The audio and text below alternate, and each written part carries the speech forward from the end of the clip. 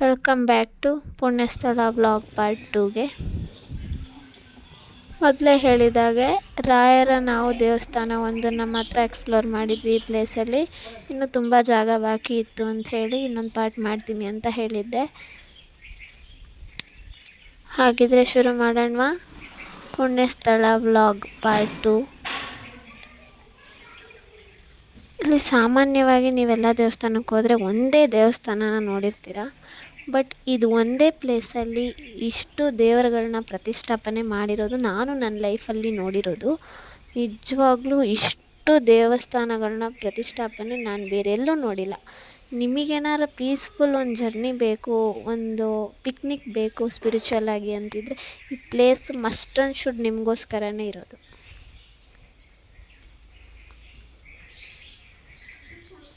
ರಾಯರ ದರ್ಶನ ಆದಮೇಲೆ ಬ್ಯಾಕ್ ಸೈಡಿಂದ ಒಂದು ಗೇಟ್ ಓಪನ್ ಇರುತ್ತೆ. ಅಲ್ಲಿಂದ ಮೇಲೆ ಬಂದರೆ ಸಂಜೀವ ರಾಯರ ಸನ್ನಿಧಾನ ಇರುತ್ತೆ, ನೋಡ್ಕೊಳ್ಳಿ. ಇದು ಮೇಲ್ಗಡೆ ಒಂದು ಸ್ವಲ್ಪ ಸ್ಟೆಪ್ ಹತ್ತಿ ಬಂದ ತಕ್ಷಣ ಸಿಗುವಂಥ ಜಾಗ. ಇಲ್ಲಿರ್ತಕ್ಕಂಥ ಪ್ರತಿಯೊಂದು ವಿಗ್ರಹಗಳು ವಿಭಿನ್ನವಾಗಿದೆ ಮತ್ತು ಒಂದಕ್ಕಿಂತ ಒಂದು ವಿಶಿಷ್ಟವಾಗಿದೆ ಅಂತ ನೋಡ್ಬೋದು ನೀವು. ಪ್ರತಿ ಸರಿ ಏನೋ ಒಂದು ಹೊಸ್ತನನ ಹುಡುಕೋ ಅಂಥವ್ರಿಗೆ ಈ ಜಾಗ ಹೇಳಿ ಮಾಡಿಸಿದ ಜಾಗ.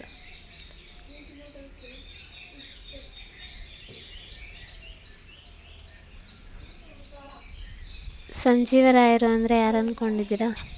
ನೋಡಿ ಗೊತ್ತಾಗುತ್ತೆ. ಈ ಸತಿ ನಾನು ಯಾವುದು ಬ್ಯಾಕ್ಗ್ರೌಂಡ್ ಮ್ಯೂಸಿಕ್ ಯೂಸ್ ಮಾಡೋಕ್ಕೆ ರೆಡಿನೇ ಇಲ್ಲ. ಯಾಕೆಂದರೆ ಆ್ಯಕ್ಚುಲಾಗಿ ಇವತ್ತು ನನ್ನ ಬ್ಯಾಕ್ಗ್ರೌಂಡಲ್ಲಿ ಬರ್ತಾ ಇರೋ ಮ್ಯೂಸಿಕ್ಕಿಂತ ಬೇರೆ ಯಾವ ಮ್ಯೂಸಿಕ್ ಬೇಕು ಅಂತ ನನಗೆ ಅನ್ನಿಸ್ತಾ ಇಲ್ಲ. ತುಂಬ ಪೀಸ್ಫುಲ್ಲಾಗಿದೆ ಮಾತ್ರ. ಸಂಜೀವರಾಯರ ಒಂದು ಸನ್ನಿಧಾನದಿಂದ ಮೇಲೆ ಬಂದರೆ ಮತ್ತೆ ಅದ್ರ ಬ್ಯಾಕ್ ಸೈಡಿಂದ ಒಂದು ರೂಟ್ ಬರುತ್ತೆ. ಅಲ್ಲಿಂದ ಮೇಲೆ ಈ ಟೆಂಪಲ್ಗೆ ಎಂಟ್ರೆನ್ಸ್ ಇರುತ್ತೆ, ಸರಿನಾ?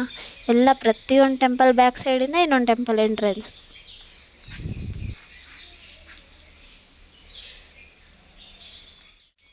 ಅಲ್ಲಿಂದ ಚೂರು ಮೇಲೆ ಬಂದ್ವಿ. ಎಂಟ್ರೆನ್ಸಲ್ಲಿ ನೋಡ್ತಿದ್ದಂಗೆ ಗೊತ್ತಾಯಿತು ಇದು ಕೃಷ್ಣನ ದೇವಸ್ಥಾನ. ರಾಯರಿದ್ದು ಅಲ್ಲಿ ಕೃಷ್ಣ ಇಲ್ಲ ಅನ್ನೋದು ಸಾಧ್ಯನೇ ಇಲ್ಲ ಅಲ್ವಾ? ಇದ್ದೇ ಇರ್ತಾರೆ.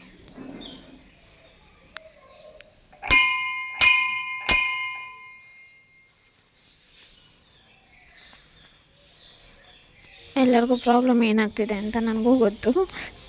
ಏನಿದು ಕ್ಲಿಯರಾಗಿ ತೋರಿಸ್ತಾ ಇಲ್ಲಲ್ಲ, ಗ್ರಿಲ್ಲಿಂದ ಹೊರಗೇ ತೋರಿಸ್ತಾ ಇದ್ದಾಳಲ್ಲ ಅಂತ ನನಗೂ ಅದೇ ಕ್ಯೂರಿಯಾಸಿಟಿ. ಹೆಂಗೆ ಹೋಗಲಿ, ಹೆಂಗೆ ನೋಡಲಿ ಅಂತ ಒದ್ದಾಡ್ತಾ ಇದ್ದೆ ನಾನು ಕೂಡ.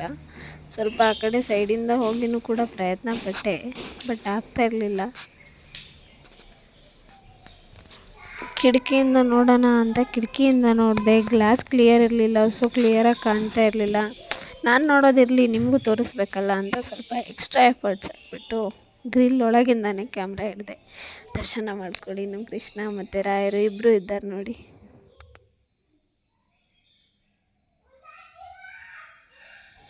ಕೃಷ್ಣನ ದರ್ಶನ ಆದಮೇಲೆ ನೆಕ್ಸ್ಟು ಮತ್ತೆ ನಾವು ಮೇಲೆ ಹೋಗಬೇಕಿತ್ತು.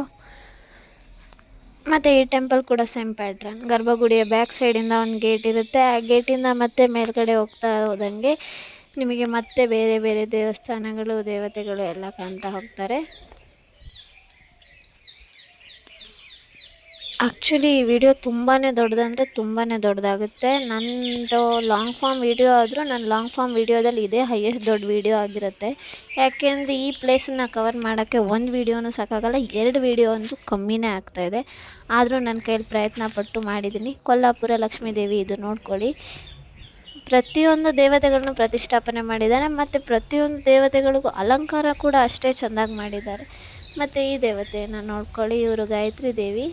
ಪ್ರತಿಯೊಂದು ವಿಗ್ರಹದಲ್ಲೂ ವಿಭಿನ್ನತೆ ಕಾಣ್ತಿದೆ ಅಲ್ವಾ ಫ್ರೆಂಡ್ಸ್? ಎಲ್ಲದೂ ಒಂದೇ ಪ್ಯಾಟ್ರನ್ನು, ಒಂದೇ ಸೇಮ್ ಅಂತೂ ಎಲ್ಲೂ ನನಗಂತೂ ಕಾಣ್ತಾ ಇಲ್ಲ. ತುಂಬ ಡಿಫ್ರೆನ್ಸ್ ಇದೆ ಮತ್ತು ಬೇರೆ ಬೇರೆ ಥರದ ಎಲ್ಲ ವಿಗ್ರಹಗಳನ್ನು ಇಲ್ಲಿ ಪ್ರತಿಷ್ಠಾಪನೆ ಮಾಡಿದ್ದಾರೆ. ಚತುರ್ಥ ಮಂತ್ರಾಲಯ ಅಂತಾರೆ. ಅಲ್ಲಿ ಎಂಟ್ರೆನ್ಸಲ್ಲಿ ಒಂದು ಮ್ಯಾಪ್ ತೋರಿಸಿದ್ದೆ ಗೊತ್ತಾ? ಆ ಮ್ಯಾಪ್ನಂತೆಯೇ ಪೂರ್ತಿ ದೇವಸ್ಥಾನ ಹೇಗೆ ಬಿಲ್ಟ್ ಆಗಿದೆ, ಯಾವ್ಯಾವ ದೇವಸ್ಥಾನ ಎಲ್ಲೆಲ್ಲಿದೆ ಅಂತ ಕೂಡ ಅಲ್ಲಿ ಇನ್ಫಾರ್ಮೇಷನ್ನು ಸಿಗುತ್ತೆ. ನೀವು ನೋಡ್ಕೊಂಡು ಕೂಡ ಬರ್ಬೋದು. ಇಲ್ಲಿರ್ತಕ್ಕಂಥ ಫಸ್ಟು 3 ದೇವಸ್ಥಾನದಲ್ಲಿ 2 ಆಗಿತ್ತು, ಇದು 3ನೇ ರಾಜರಾಜೇಶ್ವರಿ ಅಮ್ಮನವರ ದೇವಸ್ಥಾನ ಸನ್ನಿಧಿ ಇದು.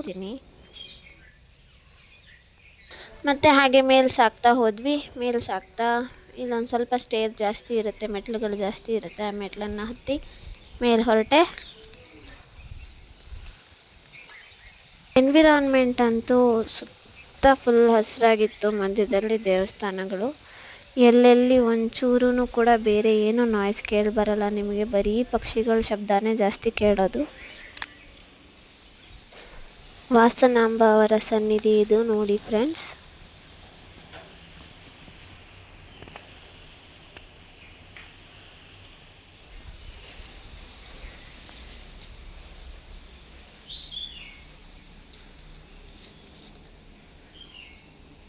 ಅಲ್ಲಿಂದ ನಾವು ಮತ್ತೆ ಮೇಲೆ ಹೊರಟ್ವಿ. ಇವಾಗ ಮೇಲ್ಗಡೆ ಇನ್ನೂ ಇರ್ತಕ್ಕಂಥ ಟೆಂಪಲ್ಗಳನ್ನೆಲ್ಲ ನೋಡ್ಕೊತ ಹೋಗೋಣ. ಇದು ಪದ್ಮಾವತಿ ಅಮ್ಮನವರ ಸನ್ನಿಧಿ. ದೇವಸ್ಥಾನ ಸುತ್ತ ಕಾಡಿದ್ರೂ ಕೂಡ ಎಷ್ಟು ನೀಟಾಗಿ ಮೇಂಟೆನೆನ್ಸ್ ಮಾಡಿದ್ದಾರೆ ಅಂದರೆ, ಪ್ರತಿ ಒಂದು ದೇವಸ್ಥಾನ ಡಿಫ್ರೆಂಟ್ ಆಗಿರೋ ಜಾಗಕ್ಕೆ ಹೋಗಿ ಅದಕ್ಕೆಲ್ಲ ದೇವರುಗಳಿಗೂ ಅಲಂಕಾರ ಮಾಡಿ, ಅಲ್ಲೆಲ್ಲ ಸ್ವಚ್ಛ ಮಾಡಿ, ಪೂಜೆ ಮಾಡಿ, ತುಂಬ ಅಂದರೆ ತುಂಬ ಕ್ಲೀನಾಗಿ ಇಟ್ಕೊಂಡಿದ್ದಾರೆ. ನೋಡೋಕ್ಕೆ ಖುಷಿ ಆಗ್ತಾಯಿದೆ.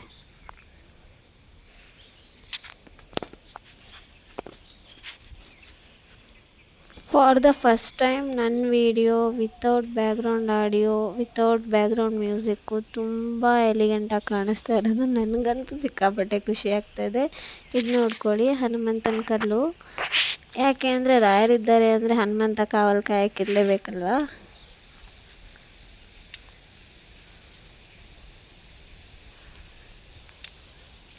ಮತ್ತು ಆ ಟೆಂಪಲಿಂದ ಕೂಡ ಮೇಲೆ ಬಂದು ಚೂರು ಸ್ಟೇರ್ ಕೇಸ್ ಎಲ್ಲ ಹತ್ತಿ ಬಂದ ಮೇಲೆ ಇಲ್ಲೊಂದು ದೇವಸ್ಥಾನ ಕಂಡು ಬರುತ್ತೆ.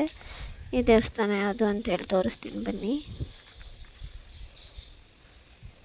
ಯಾರು ಅಂತ ಗೊತ್ತಾಯ್ತಾ? ಶ್ರೀನಿವಾಸ. ಹಂಗಂದರೆ ನಮ್ಮ ತಿರುಪತಿ ತಿಮ್ಮಪ್ಪ, ಕೃಷ್ಣನ ಇನ್ನೊಂದು ಅವತಾರ.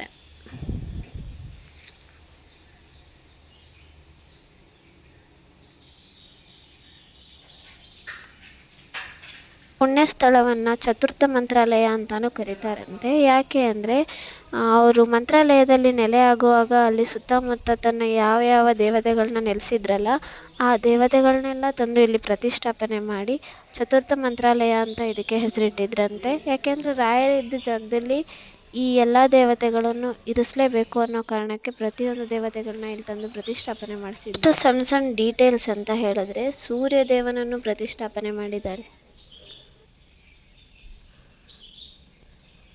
ಶ್ರೀನಿವಾಸನ ಗರ್ಭಗುಡಿಯ ಹಿಂಭಾಗದಿಂದ ನಾವು ಮತ್ತೆ ಮೆಟ್ಲನ್ನು ಹತ್ತಿ ಮೇಲೆ ಹೊರಟ್ವಿ.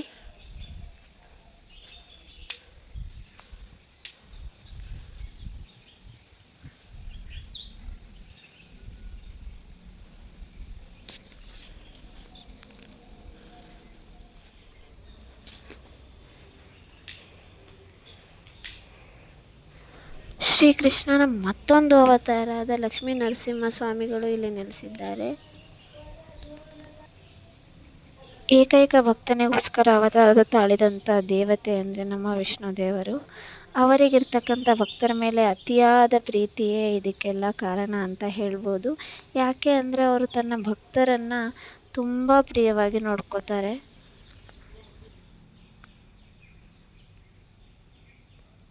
ಇದೆಲ್ಲ ಮುಗಿಸ್ಕೊಂಡು ನಾವು ನೆಕ್ಸ್ಟ್ ಮತ್ತೆ ಹೊರಗೆ ಹೊರಟ್ವಿ. ಯಾಕೆ ಅಂದರೆ ನಾವು ಕಂಪ್ಲೀಟ್ ಮಾಡಬೇಕಿತ್ತು ಈ ಪ್ಲೇಸ್ನ. ಇನ್ನು ಕೆಳಗೆ ತುಂಬ ದೇವಸ್ಥಾನಗಳನ್ನ ಬಿಟ್ಟು ನಾನು ಇಲ್ಲಿಗೆ ಬಂದಿದ್ದೀನಿ.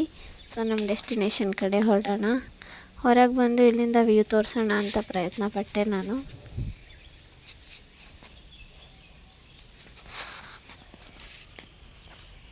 ವ್ಯೂ ನೋಡಿ ಗೈಸ್, ಇಲ್ಲಿಂದ ಹೇಗೆ ಕಾಣುತ್ತೆ ಅಂತ.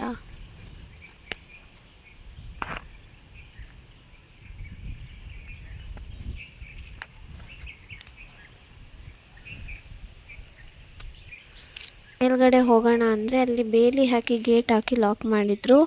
ಕರಡಿ ಕಾಟಕ್ಕೆ ಅಂತ ಯಾರೋ ಹೇಳಿದ್ರು. ಹಾಗಾಗಿ ನಾನು ಮತ್ತೆ ಮುಂದೆ ಹೋಗೋ ಧೈರ್ಯ ಮಾಡಲಿಲ್ಲ. ಈ ಕಡೆ ಎಲ್ಲ ಸ್ವಲ್ಪ ಕರಡಿಗಳು ಜಾಸ್ತಿ ಇರೋದ್ರಿಂದ ಅಲ್ಲಿ ಗೇಟ್ ಹಾಕಿ ಲಾಕ್ ಮಾಡಿದರು. ಇದು ಗುಡ್ಡದಲ್ಲಿರೋದ್ರಿಂದ ಕರಡಿಗಳು ಇದ್ದೇ ಇರ್ತವೆ, ಅದು ಕಾಮನ್ನು ಈ ಸೈಡಲ್ಲಿ. ಇದಾಗಿತ್ತು ನಮ್ಮ ಟಾಪ್ ವ್ಯೂ. ಇಷ್ಟು ದೇವಸ್ಥಾನಗಳು ಮೇಲ್ಭಾಗದಲ್ಲಿದೆ. ಇಲ್ಲಿಂದ ಮತ್ತೆ ನಾನು ಕೆಳಭಾಗದಲ್ಲಿ ಕೆಲವೊಂದು ದೇವಸ್ಥಾನಗಳನ್ನ ಮಿಸ್ ಮಾಡಿ ಬಂದಿದ್ದೆ. ರಾಯರನ್ನು ಮಾತ್ರ ತೋರಿಸಿದ್ದೆ. ಇಲ್ಲಿಂದ ಹೋಗ್ತಾ ದಾರಿಯಲ್ಲಿ ಒಂದು ಮಂಟಪ ಕಾಣ್ತು. ಅಲ್ಲಿ ಏನಿದೆ ಅನ್ನೋ ನೋಡೋ ಕ್ಯೂರಿಯಾಸಿಟಿಯಲ್ಲಿ ನಾನು ಹೊರಟೆ.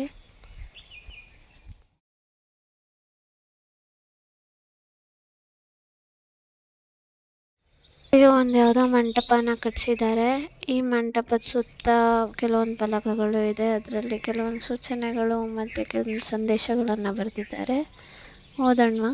ಸಂದೇಶನ ತಿಳಿಸೋಕ್ಕೆ ಸುಮಾರು ವರ್ಷಗಳಿಂದ ಸುಮಾರು ಜನ ಪ್ರಯತ್ನ ಪಟ್ಟಿದ್ದಾರೆ. ಧರ್ಮ ಜಾತಿ ಸೂಚಕವಲ್ಲ, ನೀತಿ ಸೂಚಕವೆಂದು ತಿಳಿ.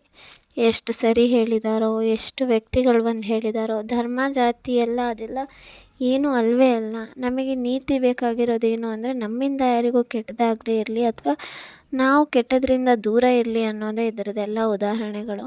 ಅದನ್ನು ಎಷ್ಟೇ ಜನ ಬಂದು ಏನೇ ಅರ್ಥ ಮಾಡಿಸಿದ್ರು ಜನ ಬೇರೆಯವ್ರಿಗೆ ತೊಂದರೆ ಕೊಡೋದಂತೂ ಬಿಡ್ತಾ ಇಲ್ಲ. ನಮ್ಮ ಮನಸ್ಸನ್ನು ನಾವು ದೇವರಲ್ಲಿ ಅರ್ಪಣೆ ಮಾಡಿದರೆ ನಮಗೆ ಕೆಟ್ಟ ಕೆಲಸ ಮಾಡ್ಲಿಕ್ಕೆ ಹೇಗ್ರಿ ಮನಸ್ಸು ಬರುತ್ತೆ? ಬರಲ್ಲ ಅಲ್ವಾ? ಬೇಡದೇ ಇರೋ ಜಾಗದಲ್ಲಿ ಪ್ರೀತಿ ಕೊಟ್ಟರೆ ಅದು ವೇಸ್ಟು. ಹಾಗೆ ಹರಿತಾ ಇರೋ ನೀರಲ್ಲಿ ನೀವು ತೊಗೊಂಡೋಗಿ ಹುಣಸೆ ಹಣ್ಣು ಕಲಸಿದ್ರು ವೇಸ್ಟು.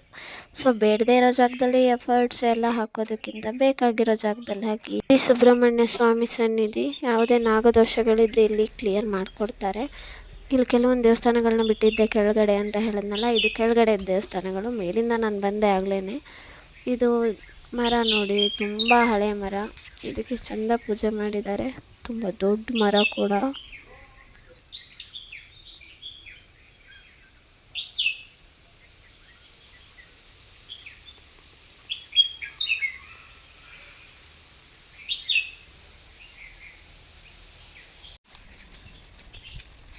ಸೈಡಿಂದ ಬಂದ್ವಿ. ಈ ಟೆಂಪಲಲ್ಲಿ ರಾಮ, ಲಕ್ಷ್ಮಣ, ಸೀತೆ ಹಾಗೂ ಆಂಜನೇಯನ ನೋಡ್ಬೋದು.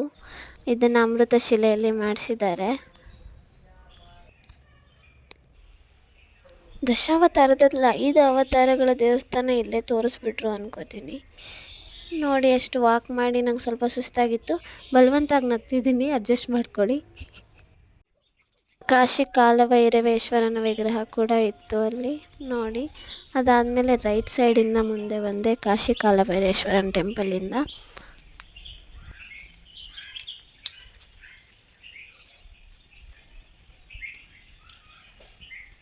ಈ ದೇವಸ್ಥಾನದಲ್ಲಿ ಸತ್ಯನಾರಾಯಣ ಸ್ವಾಮಿ ನೆಲೆಸಿದ್ದಾರೆ. ಅದನ್ನು ಅಮೃತ ಶಿಲೆಯಲ್ಲಿ ಮಾಡಿದ್ದಾರೆ ನೋಡಿ. ಸತ್ಯನಾರಾಯಣ ಪೂಜೆ ಎಲ್ಲ ಮಾಡಿಸ್ತೀರ ಗೊತ್ತಾ, ಅವರನ್ನು ಇಲ್ಲಿ ನೆಲೆಸಿದ್ದಾರೆ. ಮತ್ತು ಈ ಮಠದಲ್ಲಿ ಇರ್ತಕ್ಕಂಥ ಮಠಾಧೀಶರುಗಳದ್ದು ಫೋಟೋಸನ್ನು ಹಾಕಿದ್ದಾರೆ. ಅದರ ಕೆಳಗಿರೋದು ಹೊರಟೆ, ಅದು ಕಚೇರಿ, ಅದು ಗುರೂಜಿಯವರ ಇರ್ತಕ್ಕಂಥ ಜಾಗ. ಇದು ಮತ್ತು ಸಭಾಭವನ. ಸುತ್ತ ಹಸಿರು, ಹಚ್ಚ ಹಸಿರಿಗಂತೂ ಎಲ್ಲೂ ಕೊರತೆ ಇಲ್ಲ. ಸುತ್ತ ಹಸಿರಾಗಿರುವಂಥ ಜಾಗ, ಕಣ್ಣಿಗೆ ತಂಪಾಗುತ್ತೆ, ಮನಸ್ಸಿಗೆ ನೆಮ್ಮದಿ ಆಗುತ್ತೆ. ಮತ್ತು ಈ ದೇವಸ್ಥಾನ ನಾನು ಫಸ್ಟಲ್ಲೇ ಮಿಸ್ ಮಾಡಿ ಹೋಗಿದ್ದ ದೇವಸ್ಥಾನ ಇದು ವಿಘ್ನೇಶ್ವರನ ದೇವಸ್ಥಾನ. ಕೈ ಮುಕ್ಕೊಳ್ಳಿ, ತಪ್ಪಾಯಿತು ಅಂತ ಹೇಳ್ಕೊಳ್ಳಿ ಬಿಟ್ಟೋಗಿದ್ದಕ್ಕೆ. ಪಾರ್ಟ್ ಫಸ್ಟಲ್ಲಿ ತೋರಿಸಿದ್ನಲ್ಲ, ಇದು ಎಂಟ್ರೆನ್ಸು ರಾಯರ ದೇವಸ್ಥಾನಕ್ಕೆ ಹೋಗೋದಕ್ಕೆ. ಈ ಎಂಟ್ರೆನ್ಸಲ್ಲೇ ಹೋಗಿದ್ದಿದ್ದು ಆವಾಗಲೇ ನಾವು. ಇವಾಗ ಇಲ್ಲಿಂದ ಸೀದಾ ಬಂದ್ವಿ. ಈ ಕಡೆ ನೋಡಿದ್ರೆ ಮಂಗಳ ಗ್ರಹದ ಸನ್ನಿಧಿ. ಏನು ಅಂದರೆ ನಮ್ಮಲ್ಲಿ ಯಾವ್ದಾರ ಮಂಗಳ ಗ್ರಹದ ಏನಾದರೂ ದೋಷಗಳಿದ್ದರೆ ಇಲ್ಲಿ ಪರಿಹಾರ ಮಾಡಿಸ್ಕೊಳ್ಳೋಕ್ಕೆ ಪೂಜೆಗಳನ್ನ ಮಾಡ್ತಾರೆ.